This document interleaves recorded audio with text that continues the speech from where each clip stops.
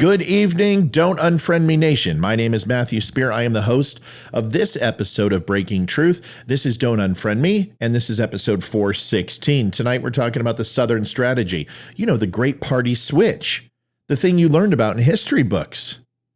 Wait, you didn't learn about this?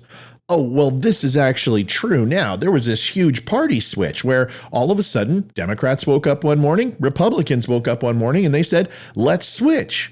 Oh, wait a second. That's not what happened? Oh, now they're saying, well, it's been over 150 years that this natural progression has taken place. And that's not true either. Huh. Maybe it's the great Southern strategy from Richard Nixon and it happened over 25 years.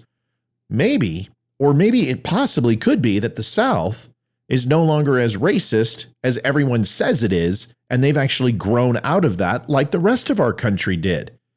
That the Southerners have embraced Republican and conservative ideals.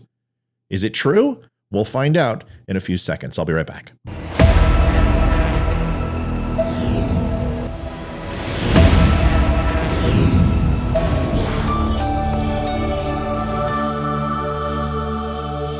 Thank you for watching Don't Unfriend Me / Breaking Truth. It's good to have you here tonight. By the way, you can stop by and pick up some Minutemen coffee. It's good stuff. It is the best. It is the second largest veteran-owned coffee company. They're partners of ours at Don't Unfriend Me.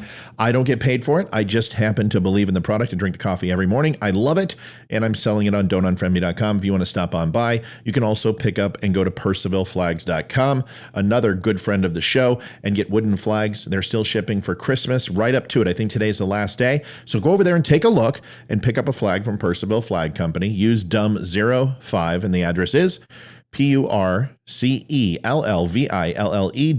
percivalflags.com. Thanks for tolerating that. Now let's get to the show. Democrats always, pretty much every single day, talk about race. We don't care about race. We don't see color. Well, you certainly talk about it a whole heck of a lot. Carol Swain wrote an amazing piece on the Southern strategy and why you really shouldn't buy it and believe it. And it was fairly well articulated and laid out. You can watch it over on PragerU. And it goes a little something like this. Once upon a time, every student of history, and that meant pretty much everyone with a high school education, knew this, that the Democratic Party was the party of slavery and Jim Crow, and the Republican Party was the party of emancipation and racial integration. Now, does that mean anything today? Listen, the sins of the father are in full effect here. Where Republicans take issue, and we're certainly not saying that these horrible qualities that Democrats possess during the times of the birth of our nation, they're not necessarily transferable to today. I would say no. But it's when the Democratic Party tries to create this trope that the party switched and somehow Republicans woke up and were the party of racism, that's when Republicans take a little bit of umbrage with that. And we redirect their thinking and say, wait a second, here's a splash of cold water on the face of reality. Democrats were the party of Confederacy and Republicans were the Union. Jim Crow Democrats were dominant in the South and socially tolerant Republicans were dominant in the North. But then in the 1960s and 70s, everything supposedly flipped. And suddenly the Republicans became the racists and the Democrats became the champions of civil rights. Why is this?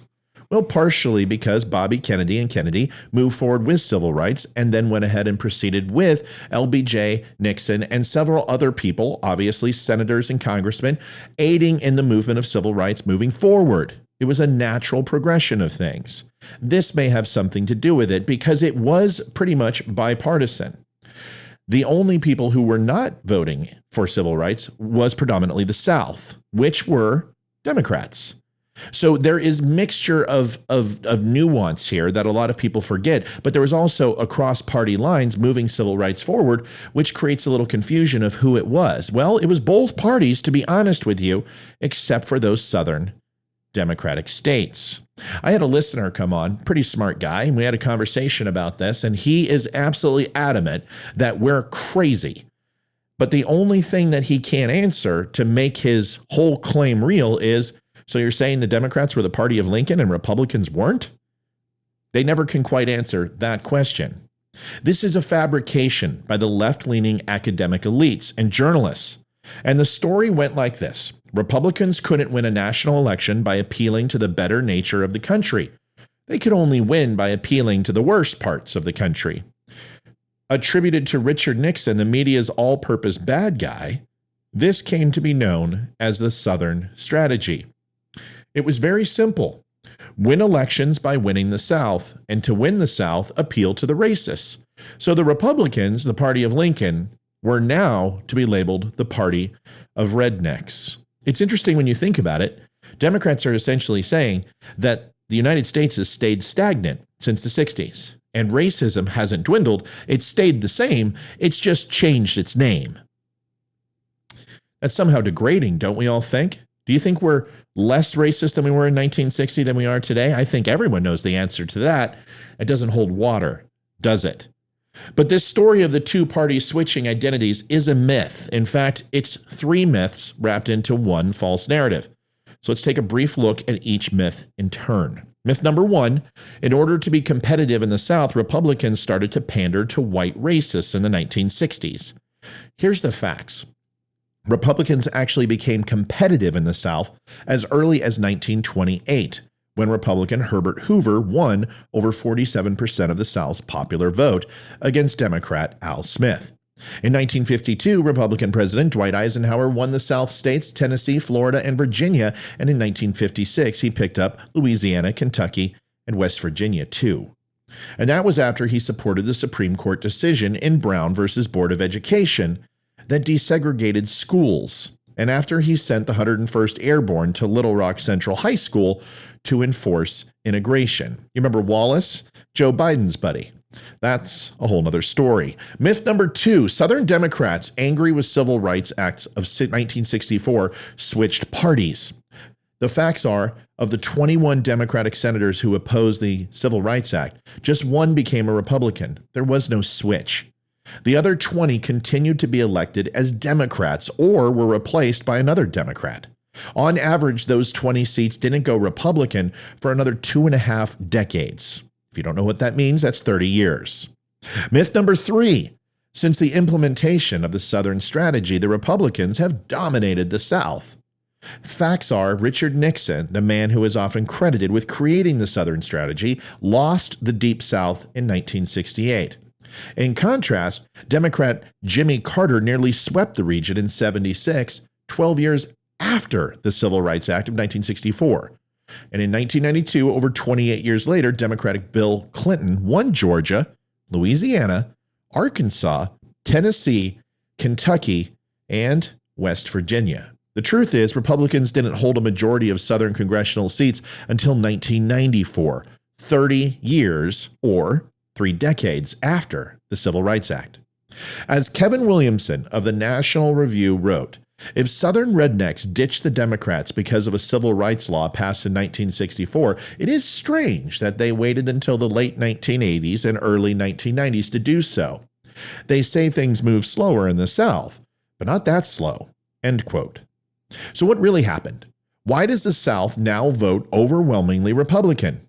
Because the South itself has changed. You know, the thing that Democrats say hasn't happened. Growth, maturity, the evolution of a country. Its values have changed as well. The racism that once defined it doesn't anymore. Its values today are conservative ones, pro-life, pro-gun, and pro-small government. And here's the proof. Southern whites are far more likely to vote for a black conservative like Senator Tim Scott of South Carolina than a white liberal or Stacey Abrams. In short, history has moved on, like the other regions of the country. The South votes values, not skin color. The myth of the Southern strategy is just the Democrats' excuse for losing the South, and yet another way to smear Republicans with the label, yet again, of being racist. Don't buy it. I want to thank Carol Swain. What an amazing article. I added some ad lib to that, but I love it. If you have someone in an argument and they are in this to the hilt, and they consistently say, well, Republicans are the party of racism, there's no doubt that the racist elements remaining in the United States, which are very small and insignificant compared to what they once were under Democratic control, do support the Republican Party. That's a fact. And there's nothing we can do to get around it. Just like Obama didn't do anything to refrain from taking the Black Panther vote or the Antifa vote, or Joe Biden didn't do the same thing with black militant groups. Folks, you don't necessarily give up votes as a politician, and you'd never want to alienate your base, no matter how bad they are. No politician has ever done it. No politician will ever do it. And the reason why is because there's three things that politicians care about: votes, money, and power. And as long as those three boxes are checked, you can't expect them to do the right thing. And more importantly, you can't expect Democrats to continue to espouse these things with no facts. The parties have went left and right in many different values. If we look at the LGBTQ community, Democrats were openly opposed to it. Republicans were in the 80s with Reagan. You want to take a look at the border and you want to take a look at illegal immigration. Huge Republicans would allow illegal immigrants to come in, and they didn't care during Reagan's time because they were voting for Republicans. And then Democrats, up to 2 presidencies ago, were screaming to the rooftops to put up walls, and so was Hillary Clinton. But that doesn't mean the party switched. Values change all the time, and it changes with the opinions of the people. And you want to consider it like waves. It comes in waves, just like the economy, just like things that are popular and not. You can't find anything on the Harlem Shake and planking anymore, and I'm sure nobody knows what the ALS challenge is. Like a good, momentous, and forward-moving initiative, platform policy changes with the people and their voice. It doesn't mean the parties change. Folks, my name is Matt Spear, and I appreciate you listening tonight. If you'd like to hear more, you can go to my live show, 8:30, Monday, Wednesday, and Friday, and I record a new show Monday through Friday. You can find me at The DUM Show on all social media. Type it into Google. You'll find me everywhere. I will go out with the last thing that I always go out with: Veteran Crisis Hotline. 22 veterans commit suicide a day. It is a very tough time for veterans right now, especially during the holidays. Please reach out to a vet. Provide this number. You can also type 98N on your phone, and you'll be connected to the VCL hotline. It's free of charge. It'll never be reported to your duty station. And remember, if you're not a veteran, it's okay. You're a civilian. They will take care of you too. Folks, do me a favor. Stop by don'tunfriendme.com. Buy a cool shirt, some coffee, some mugs, whatever. 10% goes to the Travis Manion Foundation, and the rest goes in my pocket because capitalism is awesome. Good night, and I will see you tonight at 8:30.